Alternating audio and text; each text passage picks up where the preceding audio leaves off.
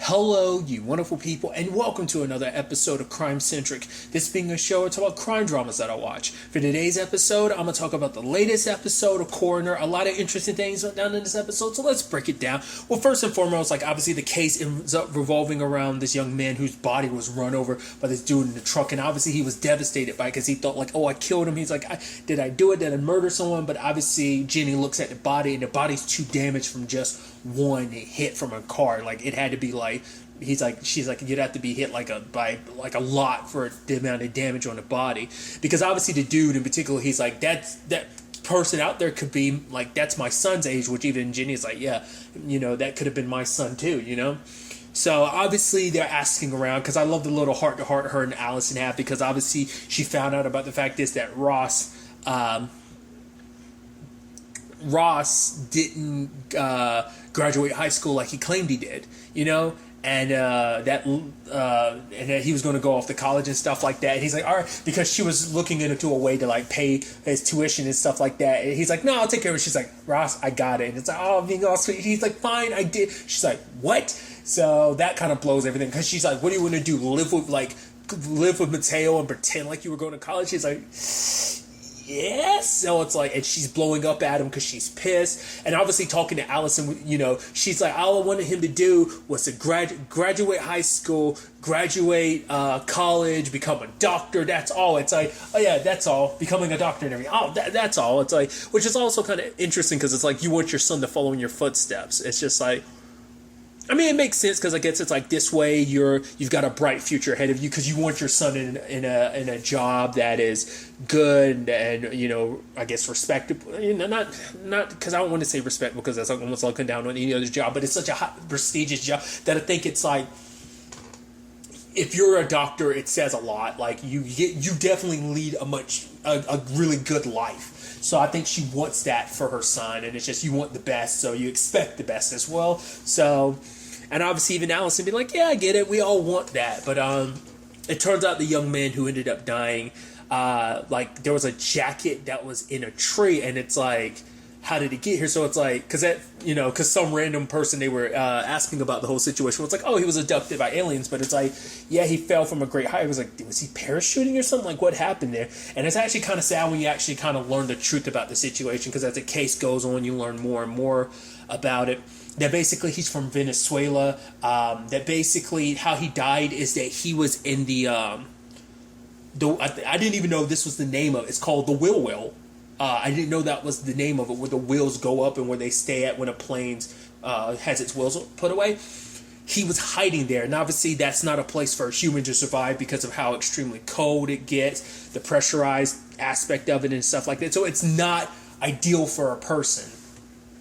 But it's like, why would he be there, in the grand scheme of things? So, obviously his brother came. He's like, yeah, because he's like, my brother was stuck in, Venezuela. He's been there, he was 14 when I left. He's like, I think he was saying because of a college thing, he was able to come to the U.S., but it's like, our mom died 2 years ago, so he's just been, and obviously they've both been saving up money trying to get him to the U.S., because I keep saying U.S., I mean Canada, because I forget it. I guess it's just in my head, I just keep assuming, just because most things I watch take place in the U.S., so I'm so used to that, but it's like, no, this is Canada. I'm kind of, I feel like I'm forgetting that from time to time, but because obviously getting a visa apparently from Venezuela, I guess, because I think this is probably a representation, because this was 2020 this season, so it's like, it's probably Venezuela's had a lot of complicated issues, so I think it's like, especially now it's hard to get a visa from to get to Canada from Venezuela, and so for them it was it also found his brother's stash, because it's like, yeah, our mom taught us to hide stuff in our jackets, and it's got a map and everything, and it's so confusing, because it's like, whoever wrote it obviously wrote it in English, because he was like, basically I guess it's if it was him, he would have wrote it in their language. So why would he write it in English, if it's not your first language, so someone else wrote it. So Ginny and them end up figuring out what ended up happening, because he was alive before he hit the ground. So they end up finding out that basically he saved up his money. He exchanged his money for North America, U.S. money, or rather, I don't know. He exchanged the Venezuelan money for money that he could use, that he pays off the right person, and then the pilot gets paid off to know, hey, you're here. So he ends up like hiding in the wheel well. But when they were on their way, like they were like they had to make an emergency stop because like some kids with like were sick on a plane, so they had to like reroute because apparently they were like bigwigs kids or something like that, like they were children of people from like the Canadian embassy. It was something like that, right? No, they were Canadian diplomat kids. So it's like the plane had to be rerouted because they were sick, and before they even got like 10, it's like, oh, we're still 10 minutes out. He was like, lower the drop the wheels, and he killed him on purpose because he knew that someone like would be like. He had to cover up what he was doing. Like, he was doing something super illegal. So it's like, I guess going where they were originally going to go, it would have been no problem. But it's like going where they were now going, it's like, shit, so many questions are going to be asked and stuff like that. So like he ended up killing a kid because it would have come back on him. So self-preservation. So it's sad, And the thing is, his brother couldn't even come and claim his body because he's like, yeah, I think he lied about his situation. I mean, maybe there was some truth, but it's like he's here illegally. So it's like, he couldn't come and claim his brother's body. And it's like, she's like, I'm sorry, you can't go home to bury him. He's like, where is home? It's like, because Venezuela isn't really home anymore because none of his family, like his brother's all he had left. And now that he's gone, it's like, so he, there at that fence, as the planes are rising, like he, spreads his brother's ashes. And it's like, it's just, sad situation all around, like, because I was wondering whether it was just going to turn out to be like an accident or something like that, but it was like, no, it was full-blown murder. It's like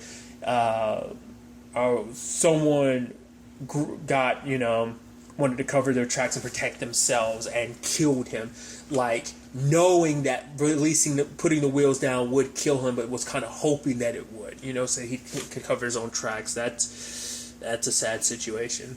In the same part in this episode too was kind of interesting, as Ginny was thinking about what he was going through on the wheel well. She was like reliving it. She was almost feeling it herself. She was kind of in there with him, kind of freezing. And then we cut to her being submerged in a bathtub. Liam kind of waking her up. So she's like, "Yeah, I must have fallen asleep in the bathtub." And I was like, okay, like I said, this sleepwalking or sleep whatever situation is getting worse and worse. And it's so interesting because like I was wondering if that burning building was going to continue to be the crux of like how it's represented, but it's like, no, like it seems like it might. I mean, like I said, this is too early. This is only like the second episode of the season, but it's like maybe each new case, her sleepwalking or whatever, manifests itself in a different way. Like I said, in that dream when she was kind of like sleepwalking, it was fire. This time it's like representing being at super cold, air,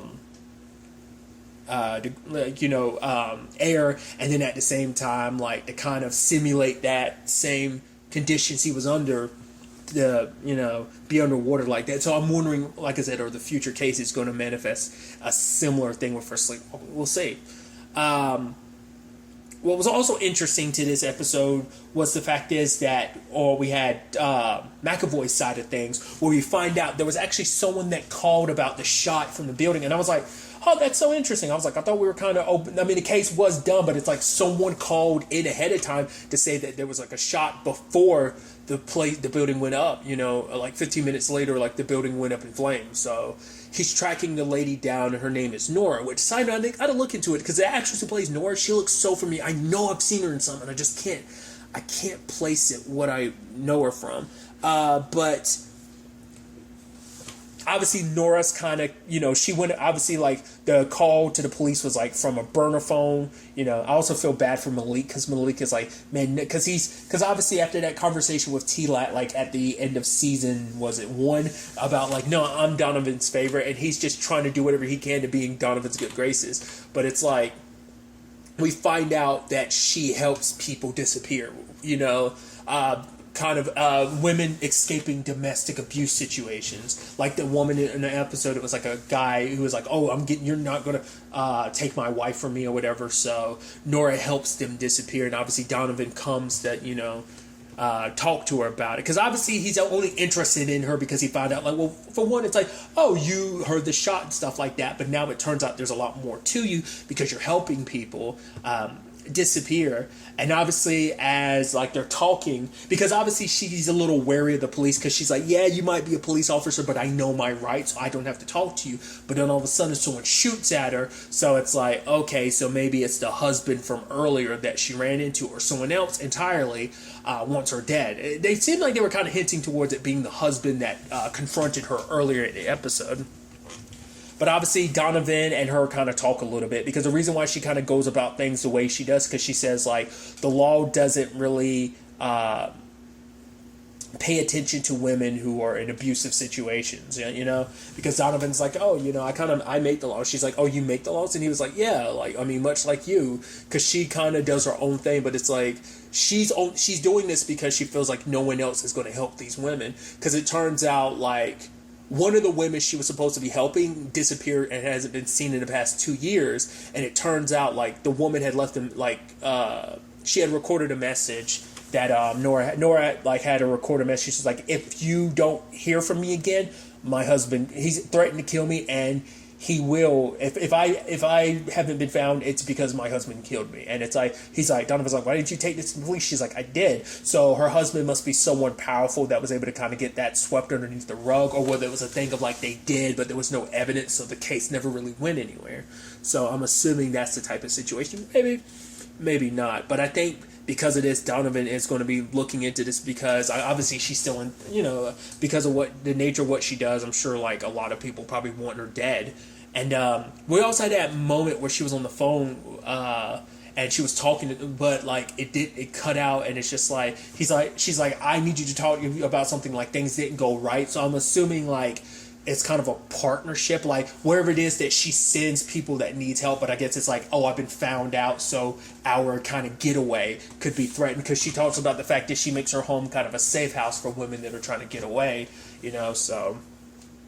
But obviously, when the case was all said and done, by the time Donovan got back, she was gone, and obviously tracking her down is not going to be the easiest thing, because she's going to disappear to make sure it's. But I think maybe she'll make it a little easier, because like Donovan she feels like might be someone that she can trust and maybe come to with help in the future. I'm sure he wants to help, you know, all that she's doing. So there's that. There's the Ross situation, which obviously, like, you know, I love. Him coming to Alice and be like, oh yeah, this is for my mom, and she's like, oh, and he's like, yeah, there's a security job here, and she was like, yeah, you gotta stand for a long time. He's like, I got it. She's like, you gotta be tough, you gotta be kind of intimidating, and he kind of goes, and she's like, and you need a high school diploma, and he's like, and just like her kind of having fun with him about the whole situation. But obviously, like, he's pitching a tent, and she's like, his mom's like, what are you doing? He's like, oh yeah, like I can't afford the rent, so I'm gonna be sleeping outside. She's like, yeah, she's like, honestly, I don't have the energy for this. She's like, I will leave the door open, front door unlocked when you come to your senses. He's like, no, Mom, I'm independent. And it's like, oh, boy.